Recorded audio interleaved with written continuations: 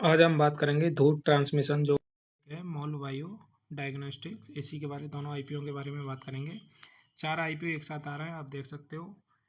जो आपका एक तो लीफ इंडिया और एक टेक्नोक्राफ्ट, इन दोनों का जो क्लोजिंग डेट है वो 11 तारीख है। इनका जो अमाउंट आएगा 12 की रात को आएगा और 12 को ये आपके धूत और मॉल वायु ये आपके दोनों क्लोज हो जाएंगे। तो इन चारों का पैसा एक दूसरे में काम नहीं आएगा। चारों आईपीओ के लिए आपको अलग अलग पेमेंट रखना पड़ेगा, उसी के बारे में बात करेंगे। सबसे पहले बात करते हैं जो इस टाइम की जीएमपी और कंपनी के हिसाब से देखने से जो टॉप पर है उसी के बारे में बात करेंगे। धूत ट्रांसमिशन, इसको आप देख सकते हो। इसका जो कंपनी का जो काम है, पहले देखते हैं आईपीओ। आईपीओ कितने का आ रहा है ये आप देख सकते हो, 3066 का। इतने करोड़ का आ रहा है, 3066 करोड़ का ये आईपीओ आ रहा है। और इसमें जो कंपनी का जो काम है, ये जो बाइकों में और जो कारों में जो 2 व्हीलर 3 व्हीलर और 4 व्हीलर में जो वायरिंग जो होती है उसका इसका मेन काम है। इसका जो सीधा कंपनी से रहता है, बजाज और टीवीएस बड़ी बड़ी कंपनियों से इसका टाई अप है। जो कहने का मतलब वायरिंग फायरिंग जो भी होती है, इसके छोटे वायरिंग से संबंधित पार्ट है वो भी सब काम यही उनके लिए ये करती है। अब इसकी डेट आप देख सकते हो, पहले बताती है 10 से 12, तो इसकी क्लोजिंग डेट 12 है। अब कंपनी कैसी है उसी के बारे में बात करें।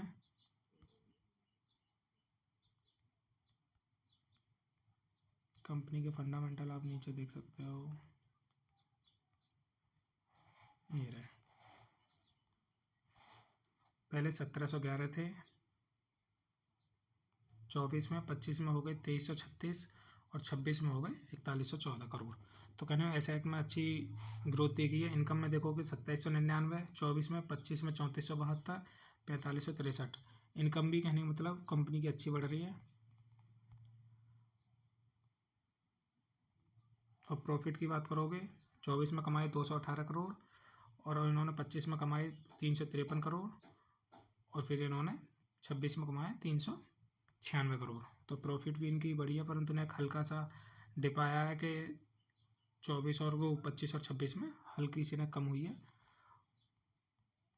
सबसे बड़ी बात है कि कंपनी पे ईबिटा देखोगे, ईबिटा भी बढ़ रहा है। और जो रिजर्व है 26 में 2360 करोड़ के तो रिजर्व हैं और बोरोइंग 441 करोड़। बोरोइंग भी कहने का मतलब हल्की हल्की बढ़ी है, बोरोइंग ज़्यादा कंपनी पर नहीं है, तो इस वजह से कंपनी को अच्छा वो मिलेगा।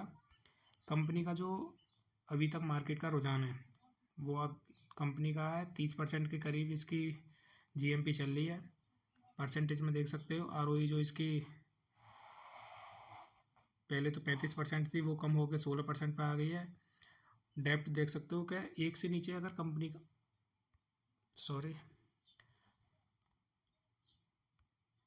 अगर एक से नीचे कंपनी का कर्जा है तो 0.35, मैं पहले कह रहा था कर्जा कहने का मतलब कंपनी पर ज़्यादा नहीं है, तो वो कंपनी का सही है। कहने पेट मार्जिन देखोगे तो 8.70 के हैं, एविटा मार्जिन 15 का है। प्राइस टू बिग बोल वो बुक वैल्यू पे लेके आ रहे हैं 5 पॉइंट इतने पर।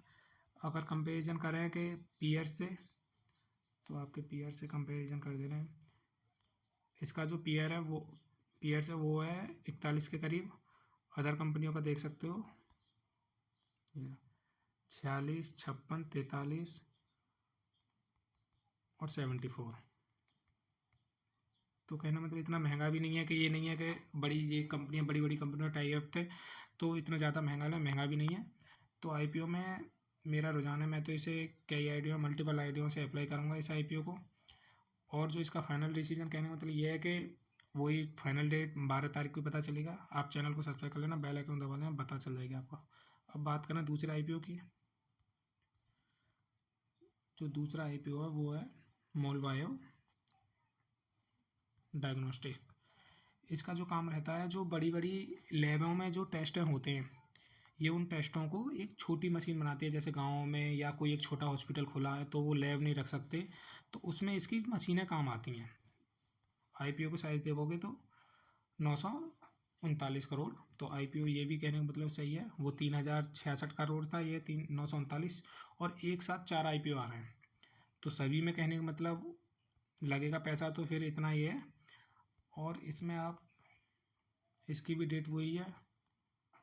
लास्ट में आपको बताएंगे कि दोनों में से कहने का मतलब कितने परसेंट जीएम वो प्रॉफिट होने का अनुमान है। पहले दोनों को कंपेयर कर लेते हैं।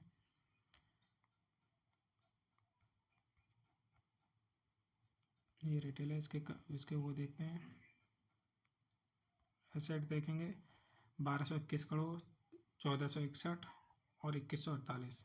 तो कंपनी के एसेट बढ़े हैं। इनकम की बात करें तो 840, 1027 और 1455। तो कंपनी की इनकम भी बढ़ रही है। प्रॉफिट की बात करें 83 करोड़, 138 करोड़, 164 करोड़। कहने में तो कंपनी की प्रॉफिट कंटिन्यू बढ़ रही है। इसमें अगर रिजर्व की बात करें तो रिजर्व इसमें देख सकते हो 1148 करोड़ है 26 में। और बोरिंग की बात करें तो 412 करोड़। बोरिंग कहने को कंपनी पे इस पे भी इतनी बोरिंग नहीं है, परंतु जो बोरिंग है 25 से 26 में लगातार कुछ एक साथ ज़्यादा बढ़ी है, वरना यहाँ पे इनकी 174 करोड़ थी, इन्होंने कम करके 123 करोड़ कर ली, फिर 412 करोड़ कर दी। तो ये अभी ना बोरिंग बढ़ी है। अगर ये बोरिंग और कम करेंगे तो उससे कहने हैं तो कंपनी और प्रॉफिट में आएगी। अब आपको वो देखते हैं ROE जो है इसकी 15.5 करीब है। ROC जो 17 के करीब है। पैट मार्जिन 11 के हैं और EBITDA मार्जिन 22 के, आप देख सकते हो 22% के करीब है।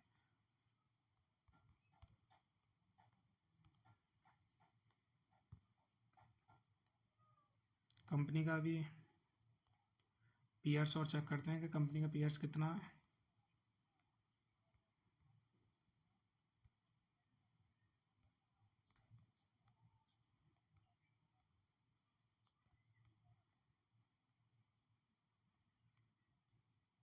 पचपन का है पीयर्स। पी रेशो जो है आपका ये 55 का है, और आपका लिस्ट होने के बाद ये हो जाएगा 56 का। तो अब देखते हैं कि इसके कंपैरिजन में जो अदर कंपनियां हैं उनका क्या है। पी रेशो इनका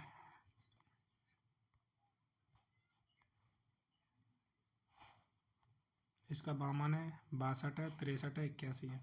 कहने मतलब इसका 56 का है तो एक से ज़्यादा है, तीनों से कम है। तो उसी हिसाब से इसमें भी प्रॉफिट के एक है। इसकी जो ग्रे मार्केट जो वो प्रीमियम दिखा रहा है वो दिखा रहा है 20% के करीब। अब दोनों कंपनियों में कितना प्रॉफिट होने का अनुमान है और कितने गुना बढ़ सकता है, किस में लगाना चाहिए, उसी के बारे में बात करेंगे। आप देखोगे जो दूध वाला जो है इसका जो भरेगा ये कम से कम, अगर रिटेल में बात करें तो रिटेल में ये जाएगा 3 से 4 गुना। 3000 का है तो 3 से 4 गुना जाएगा। इसका जो प्रॉफिट हो जाएगा, प्रॉफिट इसका मान के चलो 20 से 25% आपको अगर मिलता है तो आपको प्रॉफिट दे के जाएगा। और आपको मोबिलिटी की इसकी बात करें तो ये कम से कम आपको वायु जो है वायु जो है मोल वायु जो है आपकी,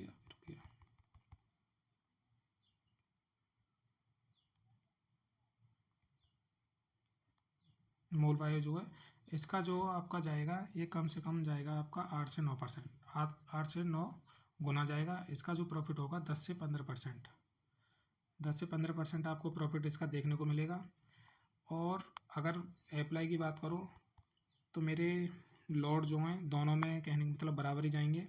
सबसे पहले प्राथमिकता पे दूध रहेगा, पहले उसके सभी लगाने हैं, उसके बाद जो पेमेंट है फिर उसमें लगाना है मोल वायु में, उसके बाद लगाना है। और इससे अलावा जो दो हैं उनमें अभी कहने का मतलब अभी नहीं है, उनमें उनका जब रिव्यू आएगा उनका जब बताएंगे।